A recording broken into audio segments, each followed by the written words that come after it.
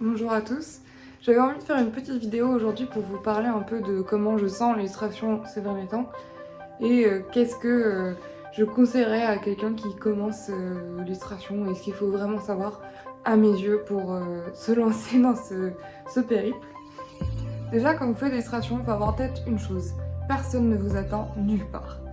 Quand j'étais plus jeune, quand je dessinais, j'ai commencé à dessiner à 8 ans, je m'imaginais trop que j'allais un jour être une sorte de star, que mon génie allait du jour au lendemain éclater à la figure de tout le monde.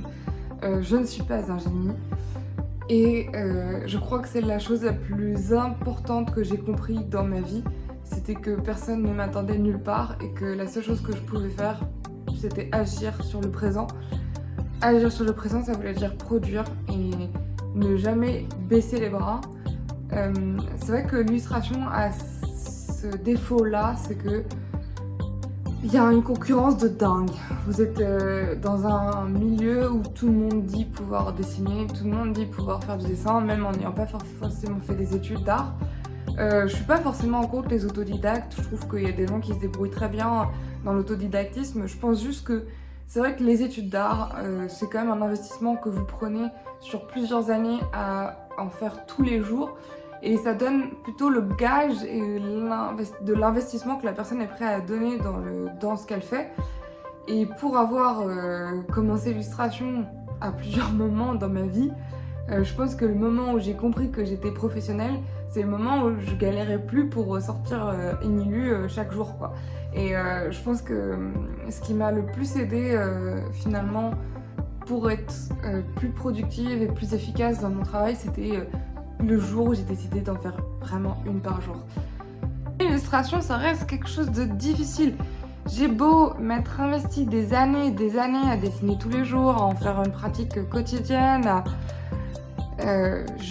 avoir monté mes réseaux sociaux autant que je pouvais, ça reste quelque chose de difficile.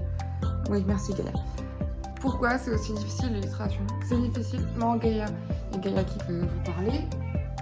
Quoi? C'est difficile l'illustration parce qu'il y a plein de moments où on vit des stades de récession. En économie, c'est les stades de descente. En fait, il y a un moment où on a atteint sa cible. Il y a un moment où c'est compliqué de faire acheter 10 fois aux gens la même illustration, la même chose. Et c'est des moments où il faut se renouveler, généralement, et proposer autre chose. Et c'est pour ça que sur les événements, je l'ai souvent vu. En fait, les gens, ils viennent beaucoup aux premiers événements, aux premières choses qu'on fait, parce que c'est un côté exclusif, nouveauté. Et en fait, après, les gens, ils se lassent, ils vont pas dans la régularité.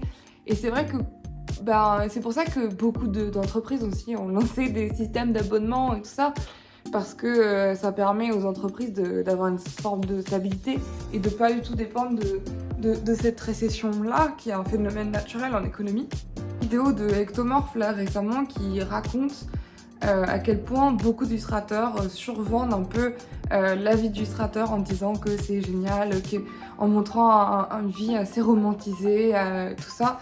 Quand on regarde les chiffres, il y a très très peu d'illustrateurs qui vivent correctement de leur vie et encore moins des illustrateurs qui vivent bien.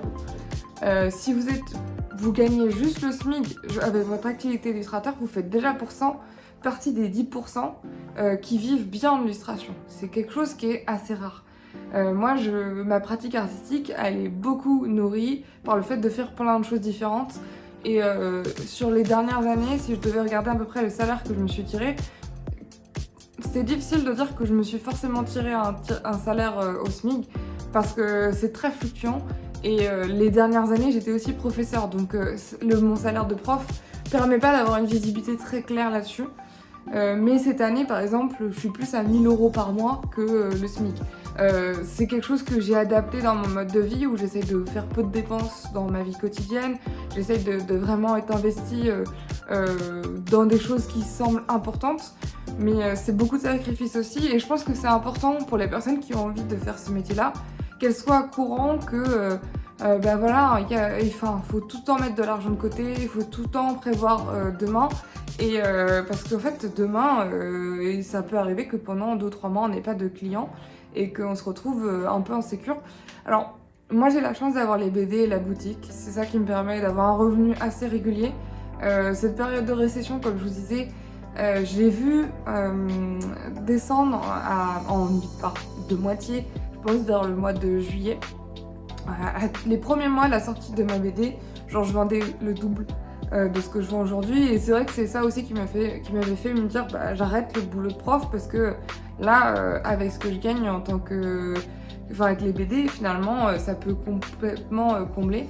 Et en fait il se trouve que depuis le mois d'octobre les gens achètent moins, dépensent moins à cause des problèmes économiques actuels, ce qui est tout à fait compréhensible, et je pense que personne n'a à payer ça pour nous les artistes. Mais c'est vrai que c'est des choses qu'il faut prendre en compte, c'est qu'en fait on sait jamais de quoi l'avenir est fait, et moi je vois c'est plus les entreprises quand même qui m'assurent une certaine sécurité que les particuliers. Enfin, les particuliers ils m'amènent un revenu assez fixe, parce que maintenant, enfin, quand je vais faire un marché, je gagne toujours à peu près la même chose. Je pense qu'il faudrait que je renouvelle mon stock, que je propose des choses très différentes et que j'essaye de faire des élus qui marchent encore mieux. Mais ça va être avec le temps, l'usage. Enfin, moi, ce que je disais dans le début de ma vidéo, c'est que je sais que je ne suis pas un génie, je sais que j'ai énormément de choses à revoir. Moi, je pars juste du principe que quand on persévère, il y a Gaïa qui fait la folle derrière, j'espère que ce sera pas trop gênant au niveau de l'audio. Le travail de BD, c'est surtout un travail de relecture. Et je pense qu'elle me dit ça dans le sens critique par rapport au fait que je fais de l'auto-édition et que du coup je ne suis pas relue par un éditeur, je suis relue par mes proches, je me relis et je remets beaucoup en question mon écriture tout le temps. L'inconvénient, c'est que je suis pas aussi efficace que quelqu'un qui aurait l'aide d'un éditeur. Mais moi j'en ai eu marre en fait d'attendre après les éditeurs. J'avais pas envie d'attendre qu'on me donne cette validation, parce que j'ai compris que je l'aurais jamais. Enfin, ou que je l'aurais pas maintenant, que j'étais pas prête, mais en même temps, bah, faut avancer, en fait. Enfin, je me suis dit, il faut que je trace ma route sans attendre que les gens me donnent leur aval. Et ça finira bien par être au niveau ou juste les convaincre que ça fonctionne. Parce que voilà, je pense qu'il y a des choses aussi qui sortent parfois aussi désattendues. Et je pense que c'est plus difficile parfois pour certaines écoles d'art comme pour certains éditeurs de projeter des choses qui ont jamais été faites. Et c'est peut-être, je ne sais pas, hein, peut-être que je me trompe, mais je me dis peut-être que c'est bon signe aussi sur certains points, des fois, de ne pas être reconnu dès le départ. Parce que ça veut dire que finalement, on est un peu à contre-pied de l'attente qui est là. C'est vrai que mon besoin de validation, il n'est pas toujours rempli vis-à-vis de ça, et quand il y a des mois qui sont difficiles, il y a pas mal de fois où je me suis dit mais est-ce que je devrais pas arrêter ce métier, est-ce que finalement j'ai pas aucun talent dans ce que je fais.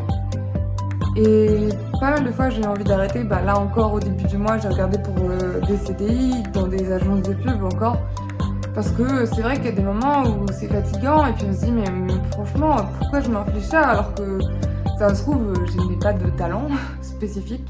Enfin les gens reconnaissent pas forcément tant que ça ce que je fais. Et en même temps je me reviens toujours à des choses terre à terre. Je me dis regarde il y a 10 ans t'en étais où par rapport à aujourd'hui. Et c'est là en général où je me revalorise dans ce que je fais. Et c'est vrai que c'est quelque chose que je trouve extrêmement compliqué, de connaître sa valeur et de continuer à se le dire. Et surtout dans notre domaine où c'est marrant parce que j'ai jamais autant entendu que c'était bien ce que je faisais, et j'ai jamais autant douté de ce que je faisais que dans des périodes où on me le disait beaucoup. Et parce que quelque part il y a toujours ce trop ou ce rien qui se balance chez moi, où je me dis peut-être que les gens ils disent ça mais en fait parce qu'ils y connaissent rien, à qui je plais et tout ça, alors que de plus en plus je vois des illustrateurs que je trouve géniaux qui me suivent, et je sais pas pourquoi je m'inflige ça, mais manque de confiance en moi, manque d'estime de moi en permanence. Et je pense que c'est des choses, toutes ces choses-là, c'est des choses qui rendent mon existence de travailleur d'illustration difficile, travailleuse de l'illustration difficile.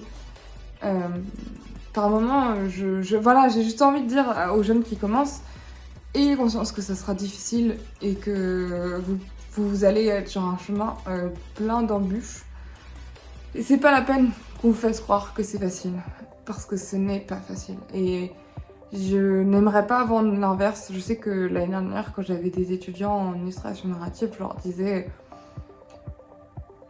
en fait, la plupart des illustrateurs vous diront que c'est génial, c'est ce truc. En fait, c'est un peu ce commerce, cette marketisation en fait, du travail artistique. C'est que, en fait, faut toujours faire croire que ça marche super bien pour que ça ait l'air de vraiment fonctionner. Bah moi, je vais vous dire un truc. Artistiquement, il y a très très peu d'illustrateurs qui fonctionnent vraiment. Qu'est-ce que ça veut dire fonctionner? Et donc oui, c'est difficile, franchement. Et même, c'est même rassurant par moment d'avoir un revenu, même s'il n'est pas énorme. Parce que, en fait, vous gagnez quelque chose. Faut pas oublier que les amateurs, ils gagnent souvent que dalle, parce que ça n'a pas encore cette valeur-là. Et il faut passer par des années de pratique pour que le travail, il ait cette valeur. Et c'est là qu'on voit l'accomplissement et qu'on voit où on est. Mais voilà, c'est vrai que faut pas idéaliser la vie d'artiste. C'est aussi beaucoup de stress, beaucoup d'angoisse de demain. Et c'est parfois pas facile de vivre du coup dans le moment présent et d'apprécier vraiment ce qu'on a et de se dire ah vas-y je fais une journée spéciale machin. On monte ça sur les réseaux mais franchement c'est pas ça la vraie vie. Et c'est pour ça que des fois je me filme un peu dans mes journées, des journées où je suis pas toujours efficace quoi. Honnêtement il y a des fois où je le vois, j'ai beau essayer de faire plein de trucs, genre je suis bloquée avec mes incertitudes, bloquée avec mes questions diverses et variées. Et je pense que c'est important de pas faire croire aux jeunes qui commencent que ouais, c'est pas normal si au bout d'un an ils ont pas vendu encore d'illustration ou très peu ou qu'ils en ont vendu mais que ça marche plus d'un coup. En fait c'est des cycles. C'est des cycles et il faut savoir, je pense que le travail d'illustrateur c'est surtout savoir se renouveler. Et c'est aussi d'accepter qu'un style ça plaît à certains et ça déplaît à d'autres. Voilà. Et l'important c'est qu'est-ce que vous avez à dire. Par contre si vous faites de l'illustration et que vous savez pas ce que vous voulez dire, que vous voulez juste faire des choses jolies, bon après ça peut être une façon de dire quelque chose, hein, de décider de faire que des choses jolies.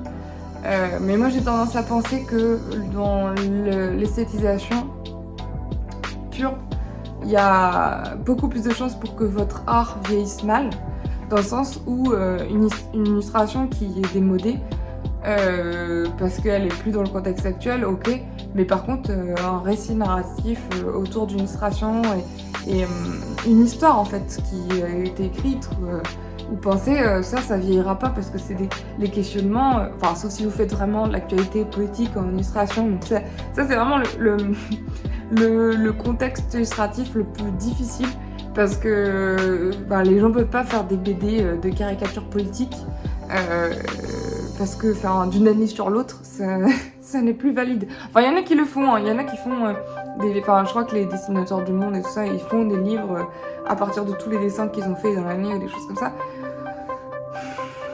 Mais pour moi il y a un truc où à peine c'est sorti c'est déjà plus d'actu. Et je sais pas si vous avez envie de voir une image d'actualité politique 10 ans après, sans avoir le contexte à ce moment-là. Ça va quand on a le contexte, c'est cool pour les mettre dans les livres d'histoire. Et il y a certaines illustrations politiques, de caricatures politiques qui peuvent encore résonner 10 ans ou 20 ans après, mais combien sur toutes celles qui ont pu être faites au quotidien. Donc ça c'est encore autre chose, mais c'est quelque chose qui est pas facile à valoriser aussi sur le long terme. Moi là où je crois beaucoup à la narration, c'est ce pouvoir des problématiques qui sont reprojetables à n'importe quel moment de l'histoire. Et on le voit par rapport au cycle, par exemple historique, où les problématiques de certaines périodes historiques, elles reviennent toujours avec les montées des extrêmes. Je sais pas s'il y a des gens qui vont regarder cette vidéo jusqu'au bout, ou même regarder tout court cette vidéo. De toute façon, je fais beaucoup de contenu sur YouTube qui n'est pas forcément regardé. Mais je me suis dit que ça peut être pas mal de temps en temps vous parler un peu de choses comme ça, sans forcément chercher à faire un truc cousu de fil blanc. Et parce que je me pose pas mal de questions en ce moment aussi par rapport à ce que je fais, et j'essaie de moi-même me remotiver Et c'est pour ça que j'ai replanifié un peu tout ce que j'avais à faire. Je mets en place des choses pour qu'il y ait un impact sur du long terme. Je crois beaucoup à l'impact positif de la productivité, dans le sens où quand on planifie les choses, qu'on décide de produire un minimum, on devient forcément plus performant et on propose des choses de mieux en mieux. Moi je crois beaucoup au fait qu'il faut échouer pour réussir, et je pense que c'est important d'accepter qu'on fait des choses qui sont jamais parfaites et qu'il faut pas attendre de faire des choses parfaites pour oser faire des choses. Je pense que mes 2 projets Rupture et S'aimer pour aimer, pour ça, c'est que ils sont pas parfaits et ils le seront jamais. Mais j'ai commencé quelque part et tout ce que je peux faire à partir de maintenant, ça peut que être mieux que ça. Et j'avais très peur quand j'ai reçu ma BD Rupture de la sortir des cartons et de la lire après l'avoir fait, parce que j'avais très peur du sentiment que j'allais avoir a posteriori de ma BD. J'avais peur de la trouver tellement nulle que j'avais même honte de la vendre ou quoi. Et en fait, finalement, je crois qu'un mois après l'avoir reçue, j'ai fini par la relire, parce que je lui avais fait la maquette toute seule et tout. Et je me suis dit non, elle est pas si mal. Je suis un peu dure avec moi-même. Je suis même sûre, je suis très dure avec moi-même. Mais je pense que c'est ça aussi qui fait que je m'arrête jamais, c'est que j'essaie toujours de m'améliorer, quoi. Et c'est vraiment une quête constante chez moi. J'essaie de m'améliorer sur tous les points, aussi bien personnel, professionnel, amoureux, du coup. Et nul ne sait de quoi l'avenir sera fait, et peut-être qu'un jour je me dirai, en fait, j'arrête tout finalement, toutes ces années. Mais je crois que c'est terrible, mais plus on s'investit dans une chose, plus on se donne les moyens de finalement pas avoir besoin d'en sortir. Ça reste compliqué, mais quand je regarde là où j'en étais il y a 10 ans, je me dis, en fait, lâche surtout pas.